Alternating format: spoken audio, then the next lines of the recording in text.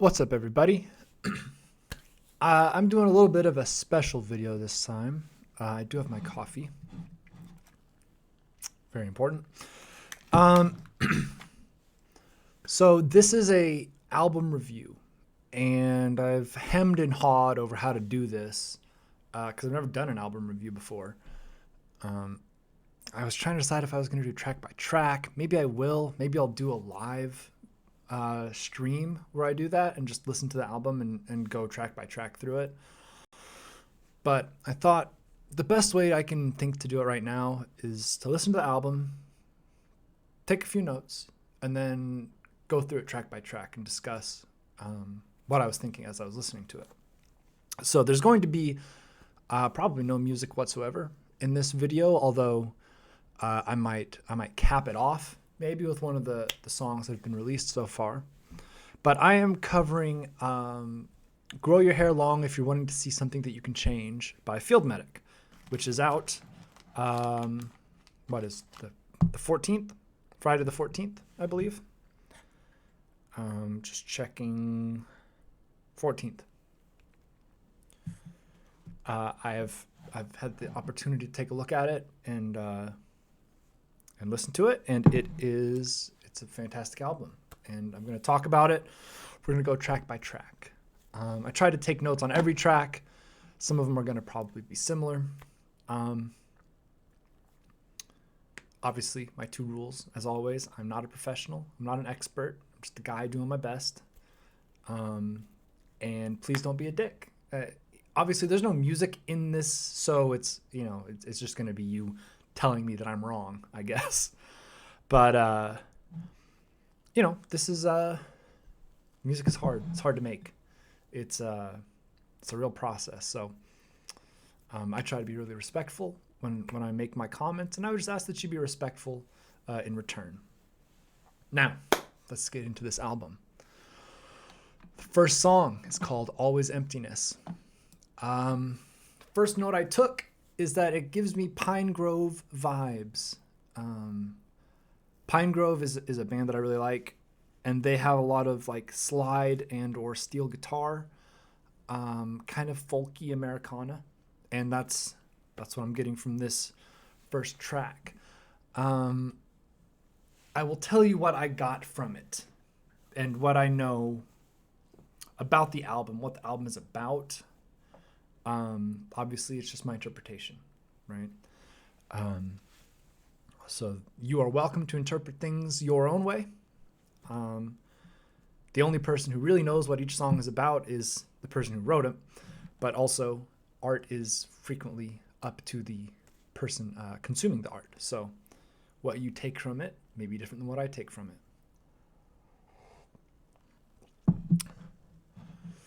What I got from this first song, I have a few different notes here. The struggle between giving up your self-destructive habits and realizing that the struggle you were trying to avoid is still there when you're sober. It's a damned if you do, damned if you don't type thing, right? You know that, this album is about sobriety, okay? This album is about giving up drinking specifically. And most people, when they get into addiction, from what I understand,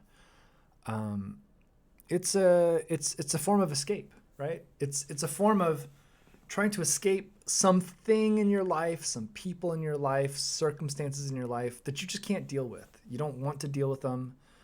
It could be that you're just broke and you got no money, and that's hard. It could be family issues. It could be that you were assaulted. It could be that you're ill, right? That there's something going on with you. It could be mental illness, right? It could be that when you are sober, your thoughts are so self-destructive that you have a very hard time coping with them, right? And so the way you can shut those thoughts off is by turning to a substance to make it kind of go away, make it stop for a while. The problem is that eventually what you find out is that the stuff, it didn't go away, right? Whatever you weren't dealing with, whatever the trauma is that you're trying to escape, it's still there, right? And you reach a point in addiction where you generally have two choices, right? You can either continue in the addiction to the point that it very well might kill you, or, end your life early. It could end the life you thought you were going to have, right? Maybe it doesn't kill you, but you end up in prison, or you end up on the street, right? There are a lot of things that can happen that aren't death, but maybe you get cirrhosis of the liver, or maybe you just can't get off of pills, right? And it totally changes the life that you thought you were going to have. And so you can either continue in that, or you can make the extremely hard and painful decision to give that up. Sometimes it's made for you, right? Sometimes somebody checks you into rehab. There are drug programs that are there for people who've been arrested and are facing felonies, right? For possession or distribution or just consumption.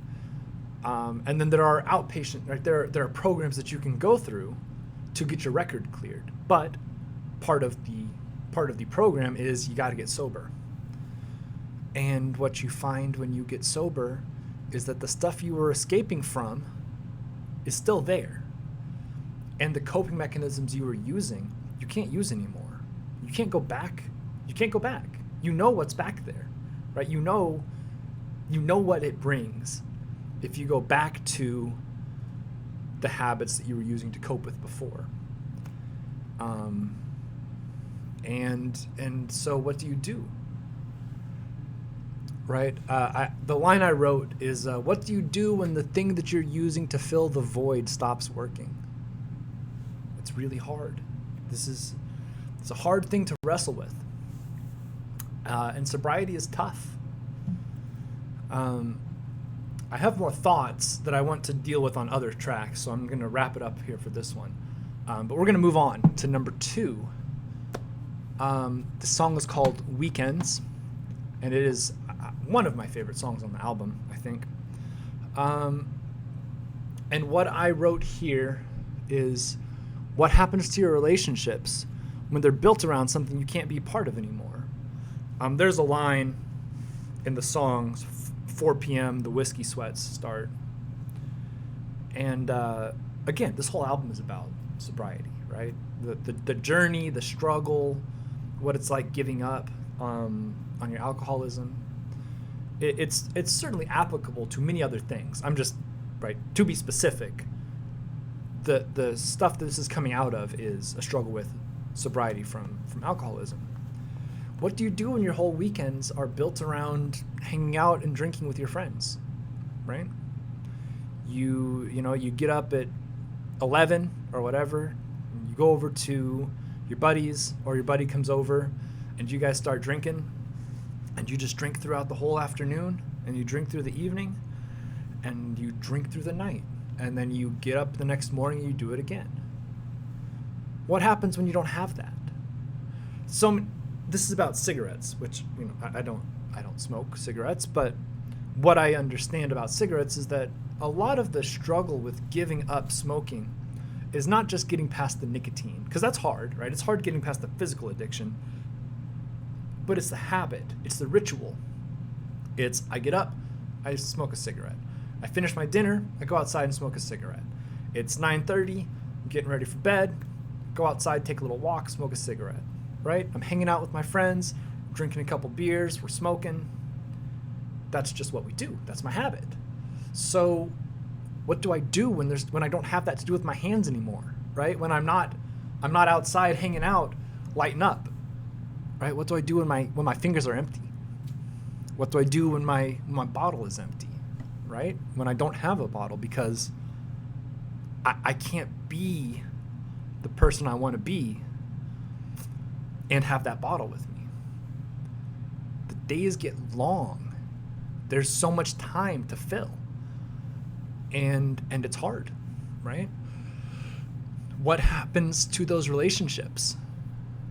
Are your friends able to respect your boundaries? Some people are. Some people are fantastic about that thing. They're very understanding and supportive, and that doesn't make it easy. Just because people are supportive doesn't mean that the fight to overcome this struggle is easy. But it does mean that you have people who are with you, right? People who are on your side, who understand that you just can't be that person anymore. But not everybody's like that. Not everybody's willing to give up that aspect of your relationship.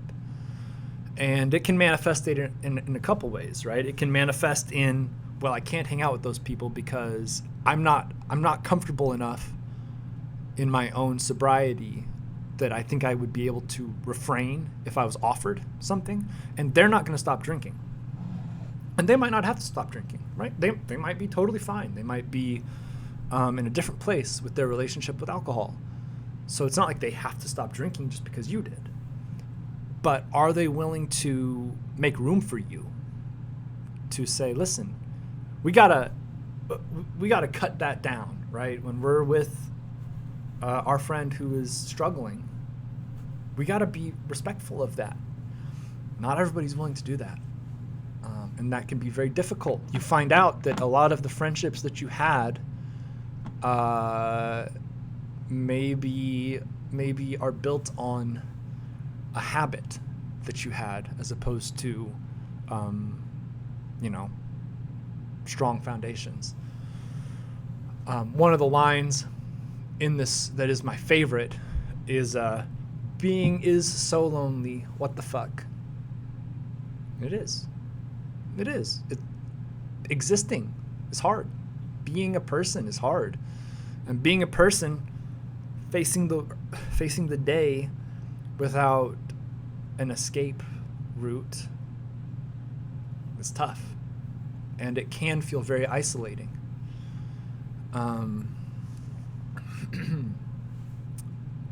So that is Weekends. That's track 2. Track 3 is I Had a Dream That You Died. Now, I've already covered this one on my channel. I've done the video. It's one of my favorite songs, I think. I think probably all-time favorite Field Medic songs. It's a reflection on mortality, right? And, I had a dream that you died. And I started thinking about what that would look like. And then I started thinking about what it would look like if I died, right? Who knows me? Who would be there? What is my relationship? The line, we weren't that close, but you were a friend of mine. That's serious, right? I've been to funerals of people that I only kind of knew. And, you don't want to clout chase, right? You don't want to be posting about them. You want to be respectful, but what if it was you?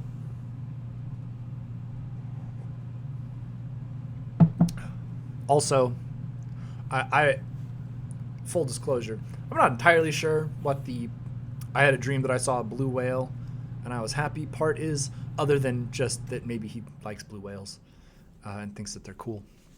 Anyway, I already did that song, so I'm not going to go as in depth on it as I will try to on some of these other ones. You're welcome to watch that review if you're so inclined. Next is Noonday Sun. I only really have one note here. I was trying, but the main theme I took away from this was harmonica and despair. That's a song that I'm gonna definitely go back and listen to again, and pick more up from it. But it's about kind of just facing life without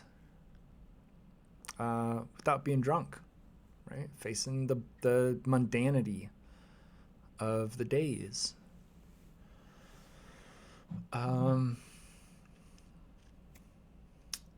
moving on. Moving on to I Think About You All the Time. Now, according to the man himself, the song is about alcohol. And there's a couple references to it. Tumbling through my mind like an acrobat. Well, alcohol, you drink it in tumblers. Right? Little play on words there.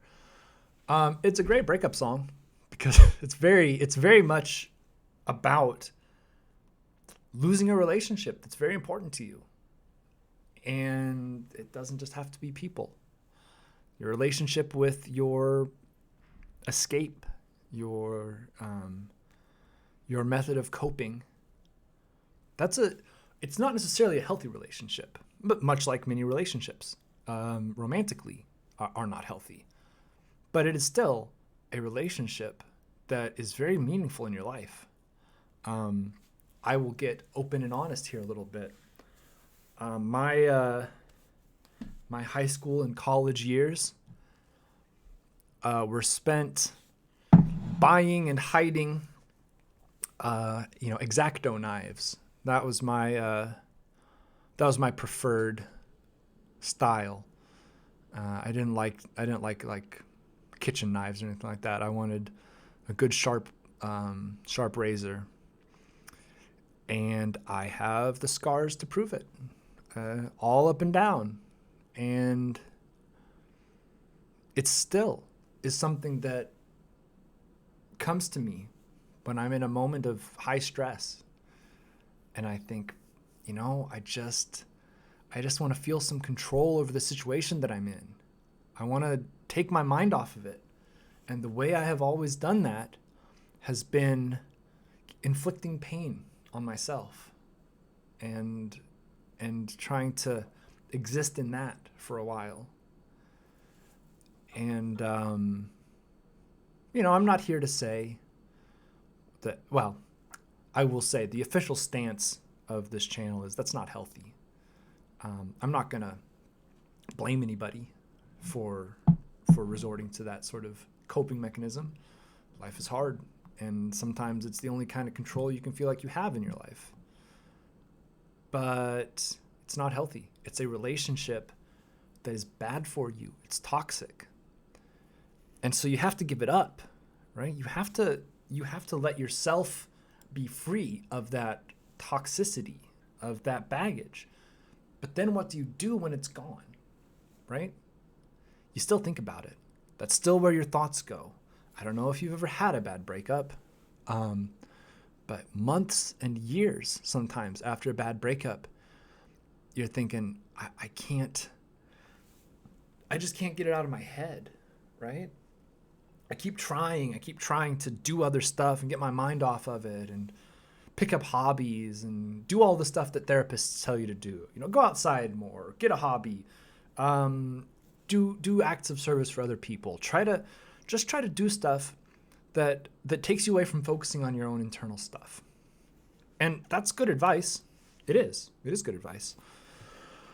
But it doesn't solve the problem. And anytime you have 30 seconds, 5 minutes, 15 minutes of just time to yourself to just be alone and think those thoughts that come back. And now you have those thoughts, but you don't have the escape that you used to have. And it's very difficult. Right? I wrote a line, just because you manage to kick a habit doesn't mean that you stop wanting that. Right? It takes great effort to get out of the place you're in, right? Whether that's an abusive relationship, a toxic relationship, alcoholism, drug addiction, whatever it is, self-harm, whatever. It's hard to get out of that. And it's harder to stay out of it. And you know what? People will have relapses. I'm not somebody who AA would be very appreciative of, because I don't believe that any dipping your toe back into drinking is should reset you back to zero. I don't believe that. For some people, absolutely, right? You have to know your own personality and how you deal with things, but it's gonna happen. People are gonna slip. You're gonna have days where you go back into the bad habits, and it's not great, but it's not something that you should be crushing yourself for. You just get back up and you say, tomorrow I won't do this. Right? The next time I have this urge, I will call somebody, or I'll go take a walk, or I'll go to the gym, or I'll read a book. I'll do something, just something to distract myself from this impulse. And it won't work every time. But in sports, there's a saying, it's a truism that coaches always say. We just want to go 1-0 this week. We're not worried about next week. We're not worried about the playoffs. Our goal is to go 1-0 this week. Win the day is the expression. Sometimes it's all you can do. So I'm just going to try and go 1-0 today. I'm just going to try and get through today. And then I'll deal with tomorrow when I get to it. Right? Maybe I won't be able to deal with it tomorrow. Maybe I will. The great thing about lifting weights, right?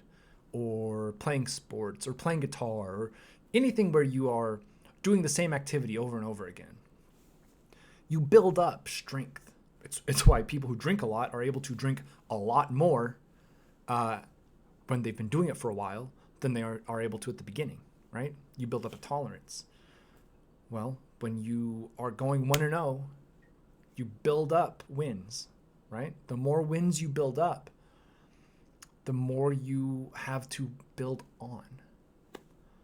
The more time you spend in the weight room, the better foundation you have to build on, right? The bigger your muscles are, the more muscle you have to build.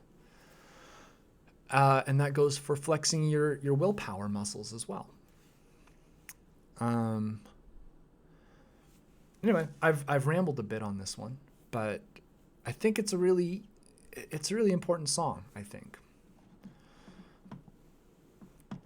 All right, moving on. Track 6, House Arrest. My first note is Pegasus Thoughts Picking. For those of you who have been listening for a while, the Field Medic, you'll know Pegasus Thoughts. It is actually one of my favorites. And the picking pattern is pretty similar, and I like that a lot. This is the title track, in a sense, in that the title is in the song, right? It's not named after the album, but the title of the album is contained in the lyrics of this one. And this one is about consequences of your actions, right? And letting people down a little bit. Again, a lot of this album is, I can't drink anymore. So now what? Now I gotta face the shit that I've been not looking at. There's another song where I will talk a little bit more about it. But the stuff I did when I was having fun, in the light of day, sometimes there are consequences to it. Consequences that you don't anticipate, or necessarily even remember what caused, right? Maybe you got so far gone that you don't remember what you did. You just know that you got to pick up the pieces in the morning and try to piece it together. The movie The Hangover, right? It's a funny movie, great movie. And it's all about these guys who can't remember what happened, and they got to put together the pieces. And it's meant to be funny, right? It's a wacky hijinks. But a lot of times it's like finding out why someone won't return your calls, or finding out why there's a hole in your wall, or your leg is broken, or you can't go back to that bar, right? There are real consequences that you have to deal with sometimes. And that's house arrest.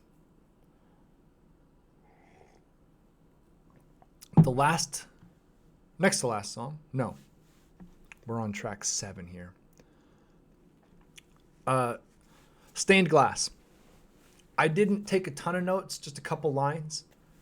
And I love this song. I think it's really beautiful.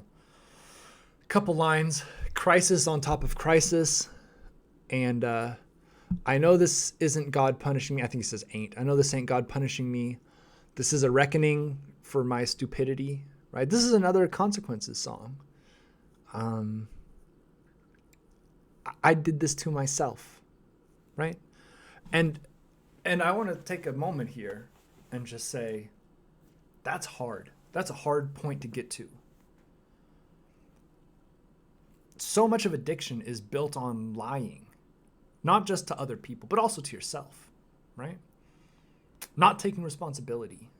To an addict, the most important thing is the addiction, right? And you will do whatever you have to stay in that addiction. You will lie to people. You will cut people off. You will burn people. And facing the facts is hard.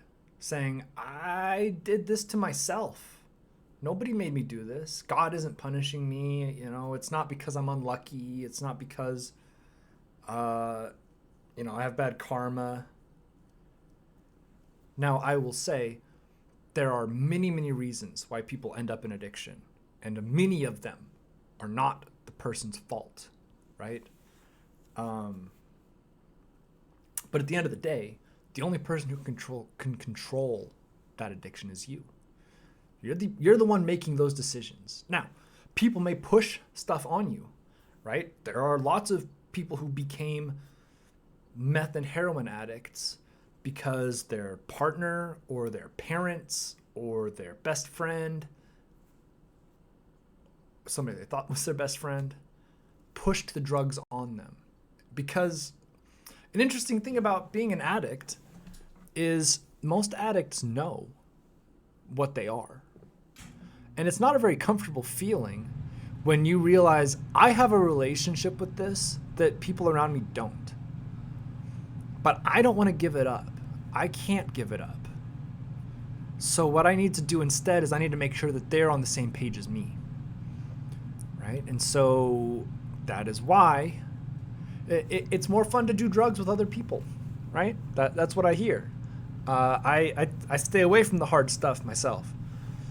But I don't think it would be that much fun to be the one person on meth in your group of friends, right? We're all hanging out and I'm on speed and they're all sober. No. Because I'm going to feel uncomfortable if I'm the only one that's high. So let's get them all high, right? I'm generous. I'm offering. I want them to have a good time. I want them to join me in my fun. And so I understand that not everybody ends up in addiction for the same reasons. But getting out of it, you have to take responsibility. You have to look and say, I am the one who is making these decisions. It's not being done to me. It's not being done for me. I'm not unlucky or cursed or just have made God mad. I am making these decisions that are ruining my life. I am ruining my own life. How do I stop ruining my life? Well, the first place to start is trying to get off of the substance that you are currently using to ruin your life. And that's hard. It's very hard. Moving on, track 8 is Miracle/Marigold. A couple lines here. the opening line is, I need a miracle or a marigold, anything to distract my mind. I took another note, the pain of regret, right? Because when you become sober, you look back at all the shit you did, all the things that you broke, all the relationships that you broke, all the people that you hurt, and all the things that you missed, right? If I hadn't been such a fucking drunk, I could have done something with my life. If I hadn't spent 10 years hooked on pills, just doing nothing, sitting in my room, then, you know, I could have a decent job. I could have a partner who loves me. I could my parents would talk to me. You know, look, and many of these things that I'm using are just generic examples. All right, I don't know what directly happened in this album to inspire it. I don't know what's in his background other than what he has mentioned. So I'm just using sort of generic things as examples, just to be clear. But you look back and you say, all the shit that I missed. You know, let's say you got kids, right?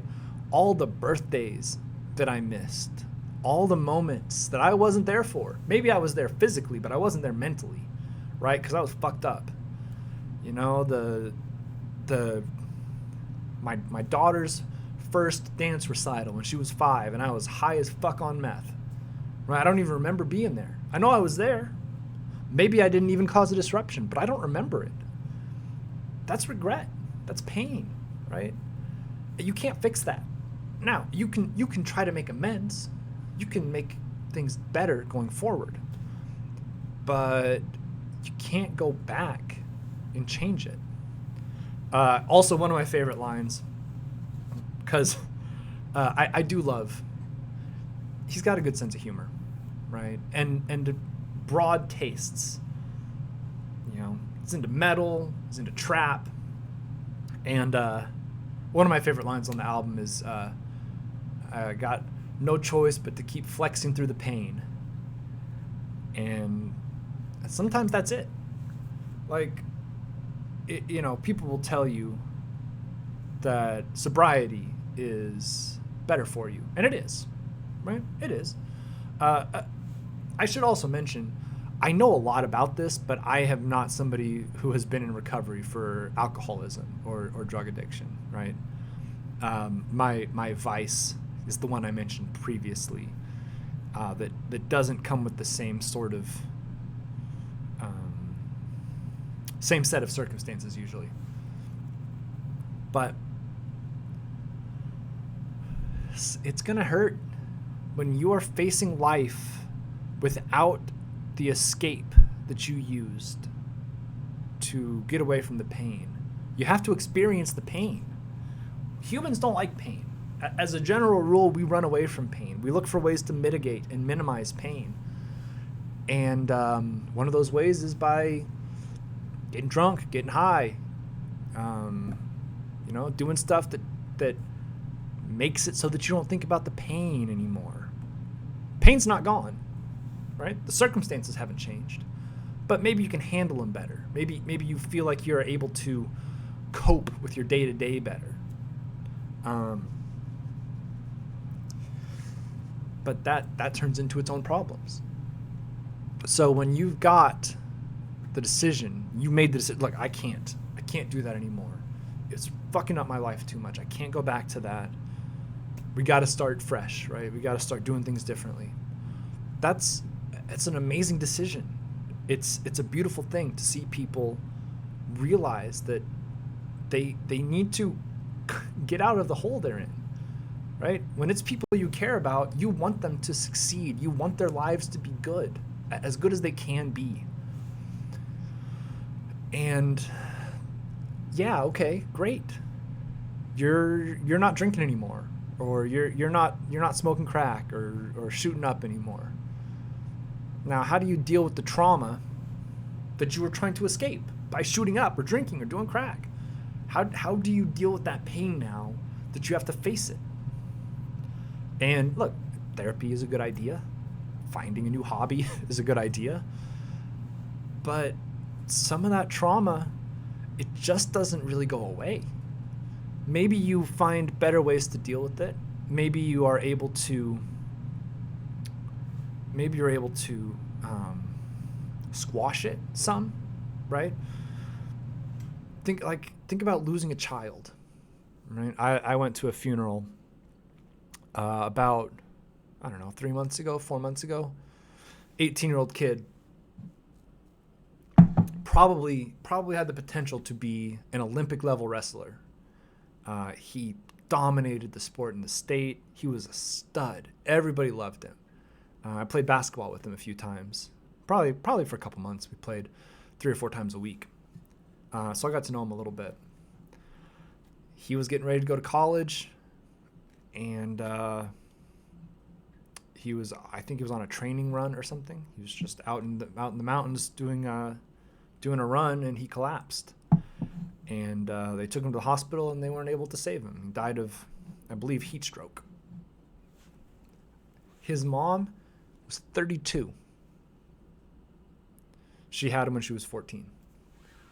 How does she deal with that pain? Because no matter how long she lives, her son is still dead. You may not think about it every day anymore, but that pain is still there, right? You can work through some of it. You can come to terms with it. You can understand that it will dull over time. It won't be a sharp pain every day. It won't be like your heart's getting ripped out every day. Some days it'll be like that. But a lot of days it'll just be sort of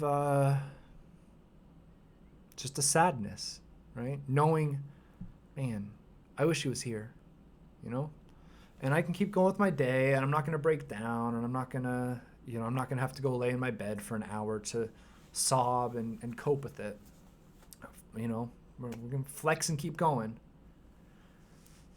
But that pain is still going to be there. And you just have to figure out how to live with that without covering it up. And that's hard. It's really hard. A good way to do that is to have good friends, right? Good people who you can lean on.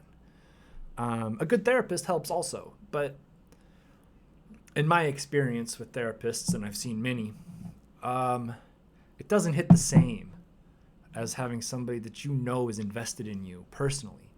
Because a therapist, I'm paying them to listen to my problems, right? They might want to see me get better, but I always know if I wasn't paying them, our relationship would not be the same, right? They would not be doing what they're doing. Having a friend who you can just complain to, you can just say, man, it's hard. It's hard, man. I want to go back and do the stuff that I was doing back when I was fun, back when I was living it up, whether that's drinking or drugs or whatever. You need to have somebody that you can say that stuff to, that can say, yeah, I feel you, but I care about you, and that I don't want to see you go back to that shit. I don't want to see you in that kind of circumstance again. So we'll just sit here, right? I'll sit with you. There's a passage, I don't remember the verse, so I'm not going to quote it, but I will just say, in Job, which is considered to be maybe the oldest book actually put to paper in the Bible, or papyrus or parchment or whatever, right? The first story from the Bible that was written down. Job goes through it. His wife gets killed, his land gets ruined, his cattle get killed, he loses his children. He is in the pits. And his friends come over and they say, we're just here to sit with you in your agony, in your pain. Right? Sometimes you can't make it better. You just can't. There's nothing you can say that's going to make it better. But being willing to be there in the discomfort, because it's unpleasant. to be with somebody who's hurting and you know you can't fix it, right? You can't say something, you can't make a joke, you can't pat them on the back and say, yeah, it'll be all right, because it won't be. That's uncomfortable, and a lot of people don't want to do it. You need to find somebody who will. That will make a huge difference. Finding somebody who will just sit with you, or who will call you, or who will pick you up, right? Like literally, like with a car, and take you somewhere. Just say, hey, listen, we're just gonna spend some time together, and you can talk if you want to. You don't have to. You can talk about what's going on. We can just shoot the shit, right? We can just go be. Let's go to a coffee shop. Let's go to a bookstore. Let's go to a library. Let's go catch a show. Right? Just somebody who will do that for you, who will answer the phone when you call them, and who you know wants you to call them. That's the hardest thing for me personally, is knowing that if there's stuff that's on my mind that's fucking me up, that there are people who would want to hear from me. Because I don't believe that. I just don't. I don't believe that there are people who want me to call them when I'm having a bad day. Because, I don't know, I don't feel like I'm worth listening to, I guess. That's my own thing, right? Do as I say. And what I say is, find somebody who will support you and who you know, right? Find you a day one. I know that this person, they love me and they want me to be okay. Not necessarily better, just okay. Sometimes okay is all you can hope for. All right, last song on the album. If I had listened to the songs while I was doing this video would be 4 hours long. So maybe we'll do that later. But we're to the last one here. And the last one is I Had My Fun / Back to the Start. And this one is also beautiful. The music is beautiful. And I think the lyrics are beautiful. Some of the notes I took, it's all fun and games until you're the one who gets hurt / are the one hurting others. In the cold light of day, cold light of sobriety, it can be difficult to face it. It can be tough to, right? Many years ago, I went to 2 parties in college because I didn't drink. I was the DD, and one of the parties I was at, this guy was shithoused, and he broke the girl's shower, whose house we were at. He like broke it off the wall, and he flipped over the beer pong table, made a general asshole of himself. Now, I don't believe he cared about those things. He was an asshole. And I don't think that those things necessarily bothered him to realize, oh yeah, I did that. Also, he had money, so he probably could have just paid her to get that stuff fixed. So, all right, maybe he made that right. But those were just things, right? What if what you do is you drove drunk or high, right? Because look, driving on mind-altering drugs is also pretty dangerous. What if you hit somebody, right? I mean, now you got to live with that. You could have put somebody in the hospital. You could have put somebody in a wheelchair. You could have killed somebody's kid. I had friends from back home who their grandparents were killed one night by a drunk driver. Drunk driver was fine, right? Survived the crash. I don't even know if they were injured. And both their grandparents were dead. You don't really think about that when you're fucked up. But the next day or the next week, when you start to realize what you have done, the gravity of the things you have done, it weighs on you. And a lot of people deal with that by going back and just, let's drink until I'm not sad anymore. But what if you can't do that? Right? What if the reason you are facing these things sober is because you can't go back to facing them drunk?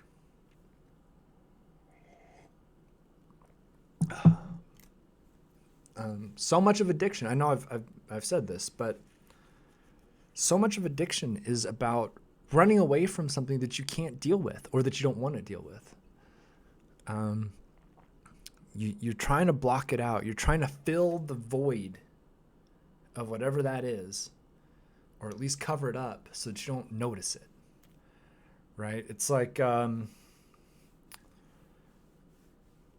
I'm, my leg really hurts, so I'm going to drink until I don't feel it. Your legs still hurt. You didn't solve that problem. The problem is still there. It's just that you don't notice the problem while you're drunk. And then you sober up and you realize, fuck. I'm partial to that because I fucked up my ankle playing basketball and it's really sore. So like, maybe I'll take enough pills that I don't feel that. And then when the pills wear off, I got to take more because I feel it again. And I just don't want to feel it. At a certain point, you got to feel it. Your body, you need to, right? That's how you protect yourself, especially if we're talking about a physical injury, right? A swollen ankle is your body's way of telling you to stay off of that ankle and let it heal. And if you just hide the pain, you will continue to fuck up that ankle and it will stop. It will not heal. You will continue to let the pain remain unsolved. So it's tough because when you stop taking the pills or drinking or whatever it is, right, and you face it, all of a sudden that pain is there again and it fucking sucks. And now you just got to deal with it. That is, that's the album. I put here at the end something that was coming through to me through the album is the sense of resolve, right? And I want to end on a positive note because I've tried to be semi-positive throughout this review, but I'm talking about stuff that's not very pleasant. Stuff that a lot of people might struggle with. And I just got this sense through the album of, okay, it's got to be this way. It might not be fun. I might not enjoy it. I might really miss the way things were. If you've ever been in an abusive relationship, you know that when you get out of it, you miss it because you only remember the good stuff. I mean, occasionally you'll remember the bad stuff. You'll think, oh man, I remember this is why we broke up. Usually that's when you are trying to get back together and you start to realize, oh yeah, there was this thing that they did that I can't deal with. But we have a tendency as humans to overemphasize the good memories and underemphasize the bad ones, which is not a bad thing. It's a good way to go through life. But there is that desire to think, man, I miss, I have such good memories from the times when it was just, we were out with my friends, we had a fire going, we were all just having a good time, we were talking shit, just smoking and drinking, all fucked up. We had such a great evening. We did some dumb stuff, but we got great stories out of it. And that's true. There are those memories. But there's also every other time when you had a bad time, when you fucked up somebody's life, when you blew up a relationship, when you got yourself arrested or got yourself hurt or totaled your car, cost yourself thousands of dollars in damage because you decided to, throw your MacBook into the pool or something, right? We're just fucked up, right? Well, yeah. And sometimes the consequences of that are not rosy. And there's a certain peace that you have to make with yourself. I can't live that way anymore. I can't go back to it. There's a line, I believe it's in I Had My Fun, Back to the Start. It could be Miracle Marigold. It was one of the last couple tracks, where it says it's kind of weird how, you don't really believe in God, but you still find yourself praying at night. It's like, that's one of the things they say in AA, right? You got to find a higher power. That doesn't have to be God, although for a lot of people it is. Something bigger than you. Something that you are not the biggest thing in your life anymore. You got to find something else to focus on. You got to be careful when you do that. Frequently addicts go from one addiction to another. In a lot of cases, it's an addiction of a substance to an addiction of a person, right? You get in a relationship and then that becomes your addiction. You got to be careful. But when you make that decision, it's beautiful. It's not going to be easy, right? I think that Field Medic would tell you that. I think if you listen to the album, you will hear it. But there's this resolve of, this is how I have to do things. I have to do it this way now. I don't have other options. This is the way it's got to be, and I'm going to do it. I'm going to commit, and I'm going to make the change. And that is hugely respectable. It's very brave, and it's very powerful. I think this album is great. I've been talking now for 50 odd minutes. I don't know how much of it's going to make sense. I don't know how much of it's going to mean anything to anybody. Maybe some of it will. Hopefully I have done the album justice. I'll reiterate, I think it's a fantastic album. I think that you will benefit from picking it up, and you should pick it up in such a way that he makes some money. Order that vinyl, buy a t-shirt, don't just download it on iTunes, because this is a deeply personal album. It's raw.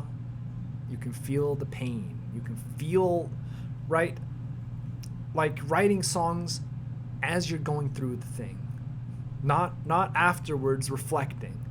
Like, I'm in my room and I'm fucked up. I'm so depressed. I'm so miserable. I'm shaking, whatever, right? And so I'm writing down what's going through my head at this moment.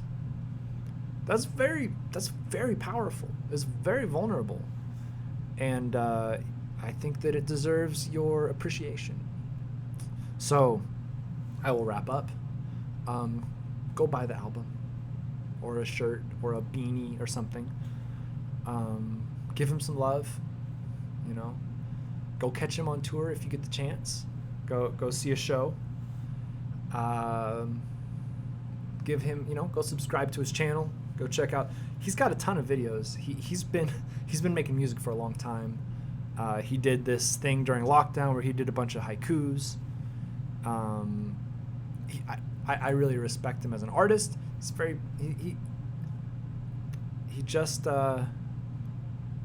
just willing to write. He's just willing to be open and put it out there, and that deserves your dollars. Right? At the end of the day, artists got to eat. That'll do it. If you want to give me a subscribe, happy to get that. Tell me what your favorite track is. More importantly, go tell him what your favorite track is. And my thanks to Field Medic for giving me a sneak peek. Just keep that between us. Have a good day, everybody. Stay safe out there. Drink lots of water and be good to each other.